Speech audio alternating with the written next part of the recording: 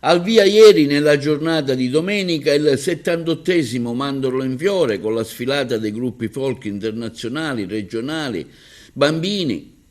Da Piazza Pirandello al Viale della Vittoria, un connubio, un unico evento capace di accomunare storie e tradizioni con una prospettiva rivolta al futuro, all'inclusione e all'integrazione.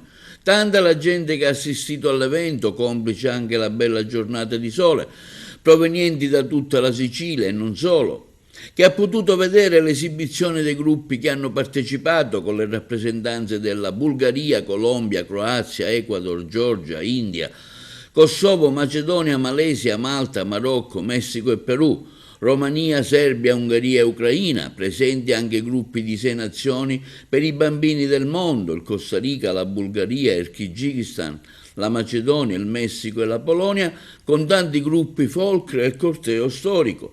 Ad aprire la sfilata il carro del Mandorlo, con in testa l'assessore Cantone e il sindaco di Agrigento, Francesco Miccichè. Sindaco, una battuta sulla sagra, la sagra più costosa dell'anno? Ma non è più costosa perché quello che si spende ritornerà sicuramente sul territorio. Abbiamo tutti i locali pieni, abbiamo tutti gli alberghi, tempi sold out, è qualcosa di meraviglioso. Se voi vedete la prima domenica di solito non c'è mai questo afflusso di gente, questo gran numero di turisti. Durante la settimana avremo anche degli eventi collaterali, quest'anno novità anche lo show dei droni proprio sul Tempio della Concordia per lanciare questo messaggio di pace in tutto il mondo in un momento così travagliato.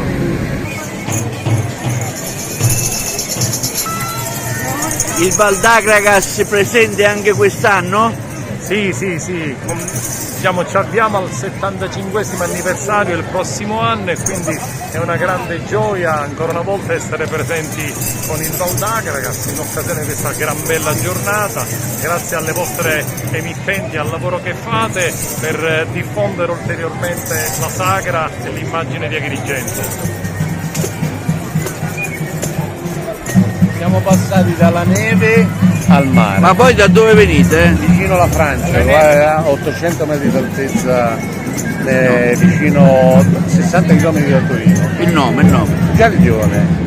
E siete decisi di venire qua a fare la sfilata? No, dobbiamo ringraziare il paese di Agrigento che ci hanno invitato e ci hanno dato questo. Ma queste maschere sono con voi? Sì. E cosa rappresentano? Sono dei vestiti storici del 1200 e fanno dei balli celtici. I cappelli rappresentano la fine dell'inverno e l'inizio della primavera, quindi fanno dei balli per Mi dica qualcosa, signora, su questo gruppo? Salve, noi siamo dell'Associazione La Perla Imperiale, siamo un corteo che sfiliamo in abiti storici del 1550 e 1600, rappresentiamo la nobiltà di Castelvetrano, quindi i principi Giovanna Pignatelli.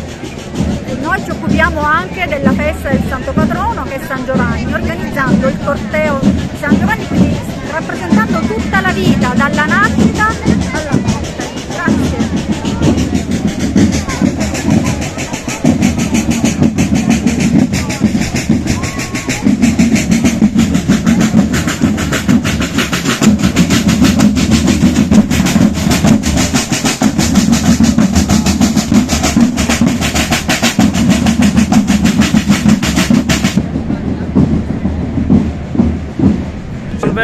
Buongiorno a tutti, ringrazio Agrigento per essere stati oggi qua in questa sagra della 78esima edizione del Mandorlo in Fiore.